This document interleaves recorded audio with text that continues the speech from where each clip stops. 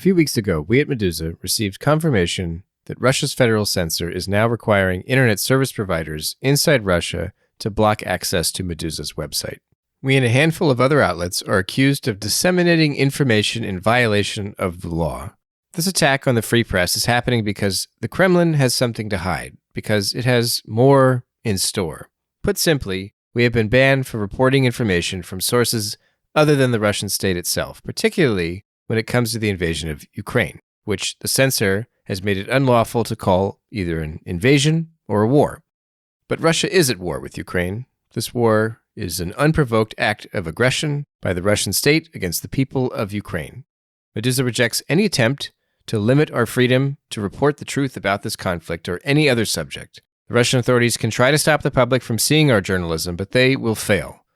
We have prepared for this. Meduza has a mobile app, we have an enormous audience on social media, and we distribute newsletters over email. Our readers will also still be able to reach us using VPNs. There's one challenge for which we were not prepared, however. 90% of the donations we received before the war came through payment systems that are now inaccessible inside Russia. So now we're relying especially on you, our international audience, to help sustain our work. Welcome to the Naked Pravda. It's about Vladimir's life, his wife Olga, because it's the most romantic story I've encountered in years of my reporting. Practically every Ukrainian I've met had a story of a distant or not so distant Russian relative, like a relative living in Russia, who doesn't understand at all what's going on here. Do some people see you as the aggressor? Did you encounter hostility?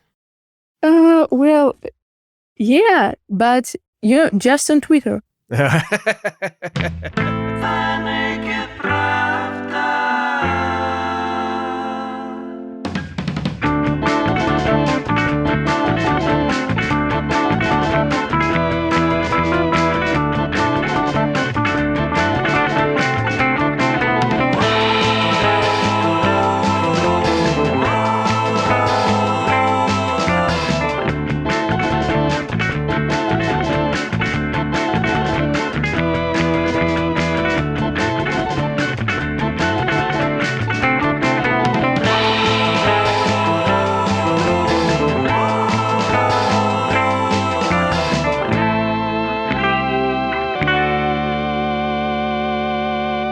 Hello there, I'm Kevin Rothrock, the managing editor of Meduza's English language edition, and welcome back to another episode of The Naked Pravda. For today's show, I sat down with Meduza special correspondent Lilia Yaparova, who's been reporting from Ukraine on the Russian invasion for the past several weeks. Just a few days ago, she published a new article based on her visit to Chernihiv, which fell back under Russian siege just after she returned to Kiev. The story is now available at Meduza, translated into English, titled "Mom, Please Make It Stop." Meduza special correspondent Lilia Yaparova was in Chernihiv in the final days before Russian troops cut it off from the outside world. Here's what she saw. Before I get to the interview with Lilia, I want to make a disclosure to listeners, repeating some of the things that you're going to hear me point out during the conversation. The things Lilia saw in Chernihiv, modern-day trench warfare, families devastated, divided, murdered by missiles, bombs, and gunfire, people hiding underground in the dark for more than a month. This is all extremely far outside my own experiences in life. So there's a certain detachment in how I approach this subject. And I think I just lack the powers of experience or empathy to overcome that. It stands out in some of my questions to Lilia and her better grasp of the human element here, of the fact that this is life, not just words on a page. I think that comes across. So that's just my way of saying that I'm very grateful to Lilia for her journalism and her contributions to this podcast and this particular episode of the show. Her work has me thinking a lot about the people in Chernihiv and in Ukraine's other besieged and war-torn cities. And now here's the interview. I thought I'd start with some questions that are not related directly to the war reporting that you've done, because that's heavy stuff. And if we start there, then if I try to go anywhere else, it's going to look like I'm making light of things. So let's start. The thing I wanted to start with was Meduza and several other independent media outlets recently had a chance to interview Zelensky. And I know that one of the criticisms I saw was that it was all men talking to a man and that we didn't get any women. And Meduza actually has, this wonderful correspondent working now in Ukraine. That's you. And I was wondering if you had had a chance to interview Zelensky, are there questions that you would have asked that were not asked? Is there anything? I mean, maybe you would have asked the exact same questions, but there's another question you'd like to ask. Like, what are some of the things that you would like to, what are some questions you would like to put to Zelensky that were not raised in that interview? You ask difficult questions because I haven't even read the interview.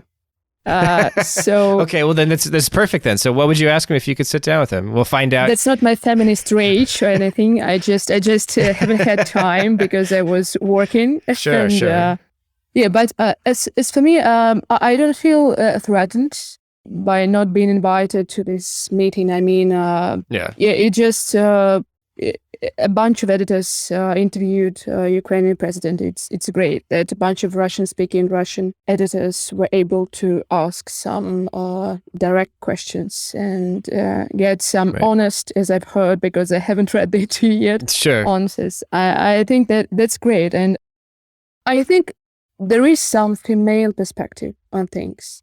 When definitely there is some female perspective on things when we talk about war in general and war in Ukraine. But as for now, I think things are moving fast. And it's enough. It's enough that some Russian guys had access. I don't think that was like a scheme to not include any female journalists, female authors in this whole mess about this interview. Sure.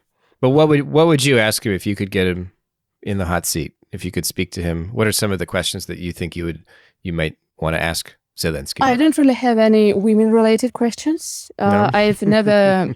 Okay. I don't consider myself to be I'm not a woman at war. I mean, I'm just a reporter. Okay. I don't feel any different here. And the main question for me, actually, it's not about Ukraine. It's about Russia. It's about what the future holds for us as a nation. I mean, but that's not the question Zelensky would have an answer to. I mean, I know it's a bit selfish. Yeah, maybe it's totally selfish. Well, what would you ask Putin then? It sounds like a question for what are some questions you would ask him? So what's next? You old strange guy. What's next for us? Well, what else do you have in stock? I mean. Any jokers, maybe? don't. I never want to know if Vladimir Putin has any jokers left. Any joker card he might have had at the moment. It's like it should be something really awful. I don't think nuclear, but really, really awful for everyone.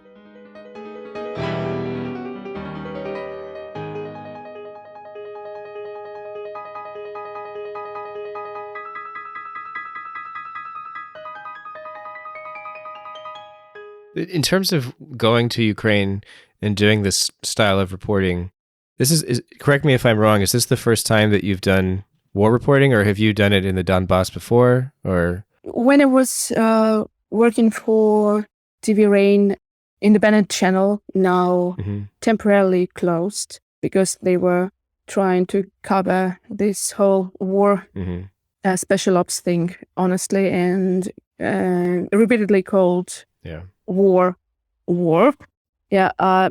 In 2017, if I'm correct, I traveled to the Donbass region and basically just talked to people there, and it was risky. We were detained once by basically local special services, totally controlled by the FSB, of course, but still local, some LNR local special services. We were detained and we had to lie our way out of the situation, and we were successful at it. And then, we had another troubles I see. in Donetsk already. Some guys with Kalashnikovs came to our flat where we lived. I wasn't at the flat at the moment. I was already traveling with some local criminal. Okay. He was driving me to some interesting place.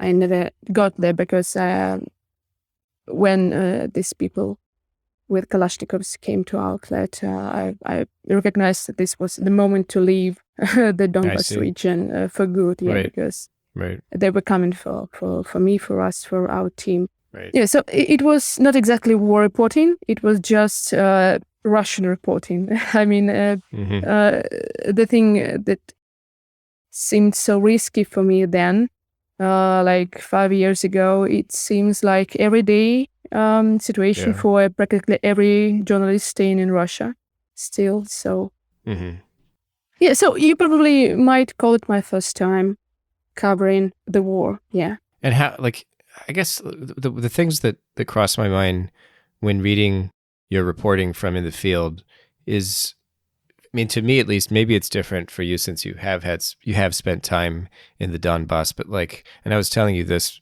off mic before we started recording, but the whole, like this entire experience, the experience certainly of the people that are on the ground that are dying, losing loved ones, being injured, giving birth in like basements and bomb shelters and all these, it's just like these scenes of these horrific scenes, these things out of like what to me are like out of a scary movie or something, you know, like something so remote from my personal experience that it's hard for me to understand that, you know, I know you and you're there seeing this and interacting with these people psychologically. Like how does this work to go to a place like this? I mean, maybe this is a bit, I mean, obviously this is a little selfish on my part because I'm trying to relate to this and I'm asking you to do it for me.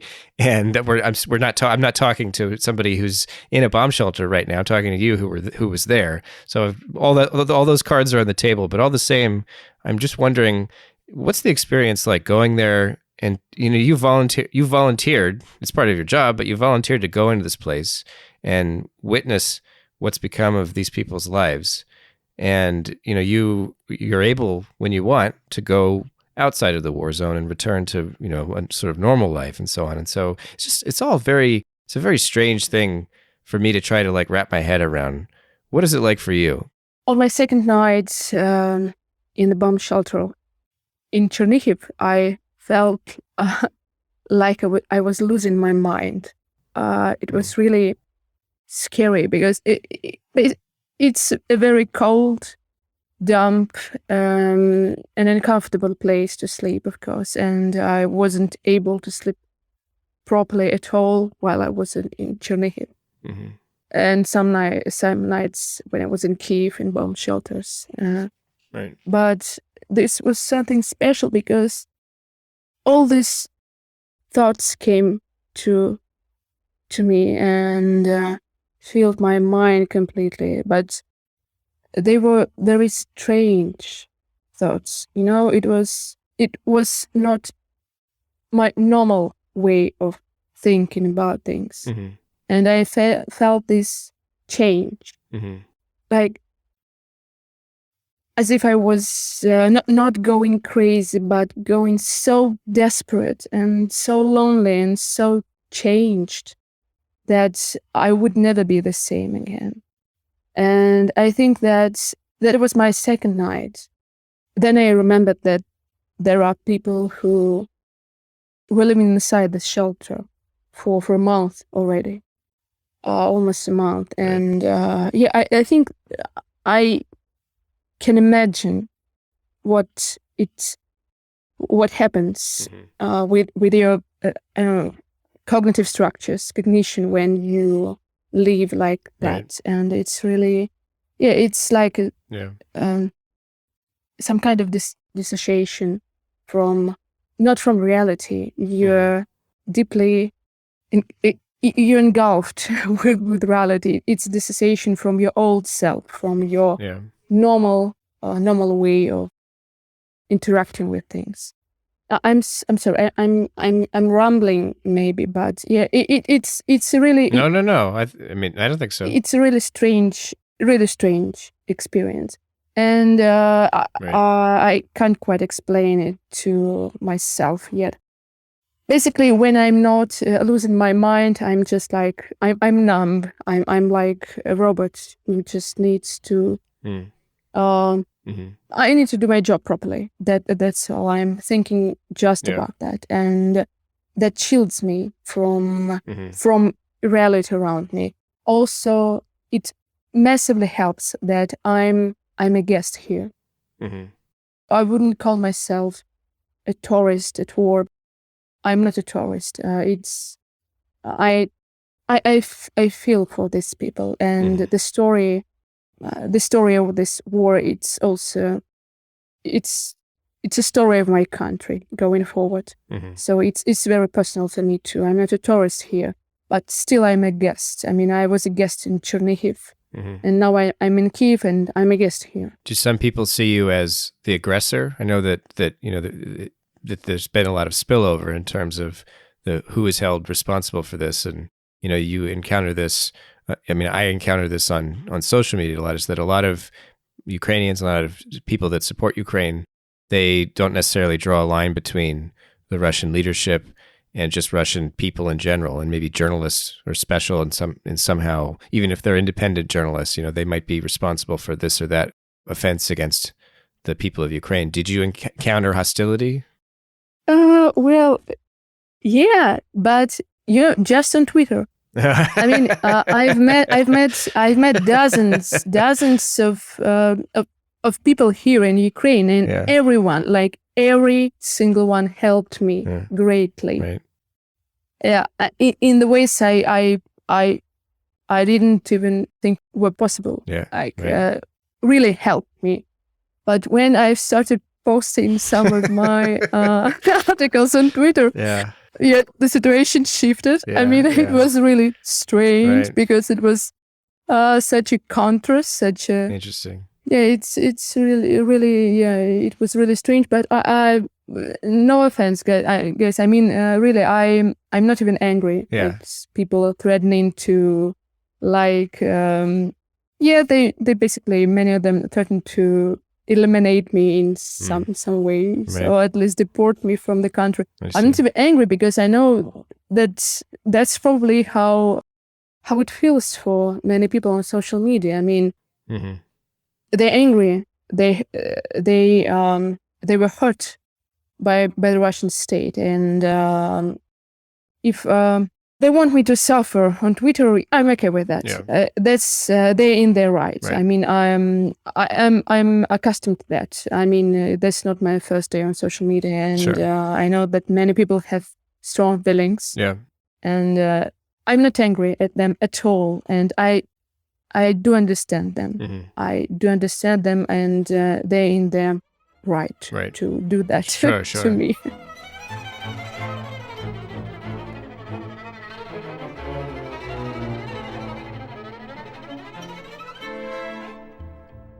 One of the things that stood out to me about your recent report from Chernihiv is that so much of the city, I mean, so much of the infrastructure has obviously either collapsed or been destroyed, or it's just not working anymore, including even like the kind of basics of market economics, and that a lot of survival has now been reduced to barter economics, and people are literally just trading things, whatever they can get their hands on.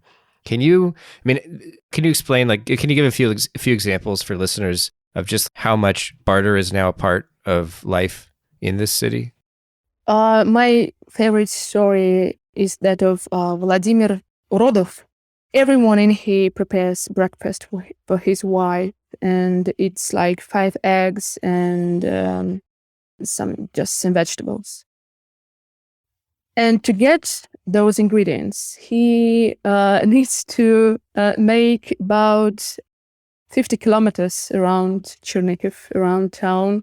He needs to get to his dacha in the country to get some stuff to cook this breakfast, and he needs to cross some fields where there are mines, and it's really dangerous, but he goes there. Then he needs to insinuate himself into the community of people who make bread in the city, and he tried to get them some drugs, some medicine they needed. And he was successful, and they started to give him bread, and now he uses that bread as leverage.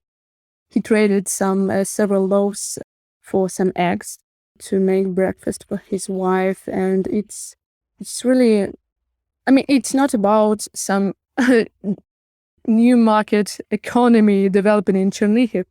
It's about people. It's about their love for each other. It's about their ability to help each other. It's about Vladimir's life or his wife Olga, because it's the most romantic story I've encountered in in years of my reporting. I mean, Vladimir, what he's been doing for his wife and for the people around him, it's very touching, because he's become, suddenly in this month of war, he's become a pillar of this small community around him.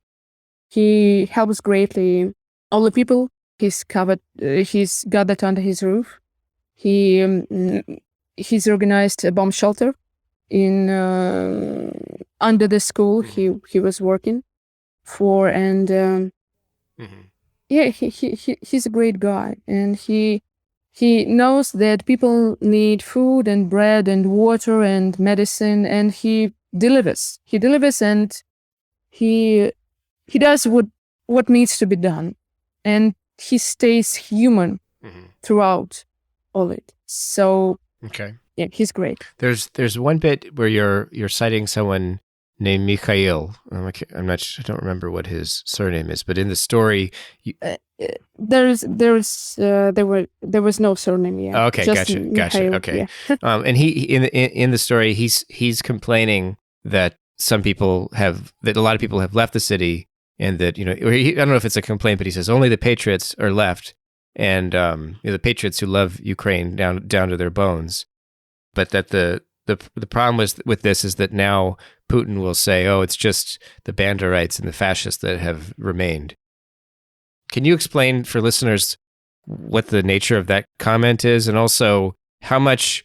I mean, I would imagine that under the stress of war, there's always going to be, conflict within the different sides, and so that there's going to be among Ukrainian resistance fighters, there are going to be rifts. There's going to be disagreements about things. Most of your story is a catalog of solidarity and unity and all this stuff. And that seems to be the main story, certainly. But what are some of the disagreements among Ukrainians that you notice? Because this seems like one of them to me.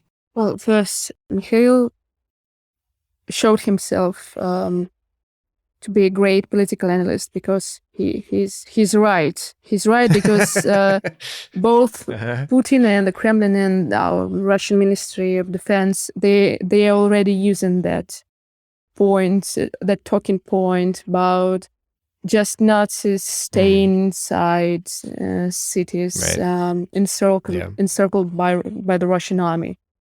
So Mikhail is right in parts. Also, he's deeply hurt, and he's full of pain, and it was evident just when I looked at him. It was I immediately understood that he's full of pain. He's very energetic with this kind of bad energy, like chaotic, nervous. He's not energetic because he's full of life. He's energetic because he's full of pain, and he needs somehow to hide it. Yes, his wife got hurt. She was wounded, and he was living in this bomb shelter I was sleeping in with his young daughter, just 13 years old. And you can imagine, it's horrible. It's like the worst that could happen to you in your lifetime. And he was experiencing it for 30 days straight. So yeah, he's full of pain, and for sure he's mentioned some things that I've heard before. I've heard from people in Chernihiv that Kiev has it better, that Kiev is okay just due to Chernihiv's sacrifice. No. But while Russian forces were going from Belarus to Kiev, the outskirts of Kiev, they never got to Kiev exactly. They crossed through Chernihiv, yeah? Mm-hmm. And Chernihiv tried to defend both itself and Kiev and suffered for it greatly. And I see. People in Chernihiv, they feel like, somehow they've sacrificed themselves for Kiev and for the rest of Ukraine, and suffers probably more than some other towns and Ukrainian cities. And of course, it just pain talking. I don't think this anger. I think the anger will be short-lived. It just their pain talking for them. Right in this moment when I met them, I don't think there is some huge picture behind these words. In terms of the general mood that you're witnessing in these cities, in Kiev, in Chernihiv, how long do you think this bad blood is going to last? I mean, like, the Russian invasion has obviously, turned Ukrainians away from Russia in a way that in a big way. And I've seen kind of speculation that it'll be, generations before there could be friendship again, or it'll never happen again. I mean, you're there. You've said that people have actually been quite accommodating and friendly to you, despite the fact that you're Russian. Do you get the sense that Ukrainians perceive this war as the folly of like this small group of Russian leaders, or have they turned against Russians everywhere? Because I mean, the thing that's hard to rationalize here is that yes, there are brave independent journalists like you. There are brave protesters in Russia who turn out to protest even though they could be sent to prison. These are all intensely brave people. I think if you pulled out your phone and showed a video to these people in bomb shelters, they would likely be glad to know that somebody's out there doing this stuff. But there's no revolution in Russia, and at least I don't know how accurate they are, but like even the polling by the Levada Center shows that Putin's support has only gone up, and there doesn't seem to be a mass movement against the war, despite everything. How are Ukrainians, internalizing those apparent facts? Like what comes next in this kind of like relationship between these two peoples, these brotherly peoples, as Putin likes to call them? Despite me receiving help at every turn, I don't think that will work as a general rule for the mass of Russian citizens. I had a purpose coming to Ukraine, and I presented myself as an independent journalist trying to tell the truth to the Russian people. And it's a very specific position to put yourself in. And it gave me some advantage. When practically every Ukrainian I've met had a story of a distant or not so distant Russian relative, like a relative living in Russia, who doesn't understand at all what's going on here. I mean, I've met girls while I was spending nights in a bomb shelter in Kiev's metro. I've encountered this girl who just outright told me that, I'm never talking to my relatives in Russia again, because I've showed them some videos. I've texted them on WhatsApp about what's going on with me personally, about bombs raining on Kiev, and they don't believe me. So I'm never talking to them again. And I've met some people in bomb shelters in Chernihiv. They took out their smartphones and started reading out like quotes from their conversations with their relatives from Russia. And it was all the same about some Western powers from the West trying to confuse this brotherhood of nations between Russians and Ukrainians. And that's the first time in my life, in my career, when I've seen for myself that, well, we probably failed. I mean, the remains of independent journalism in Russia, we failed dramatically because propaganda works, and it works a lot better than I expected. And these people, these Russian relatives, I've mentioned, they won't be forgiven, like, ever. And I think that's the story of many and many and many households in Ukraine.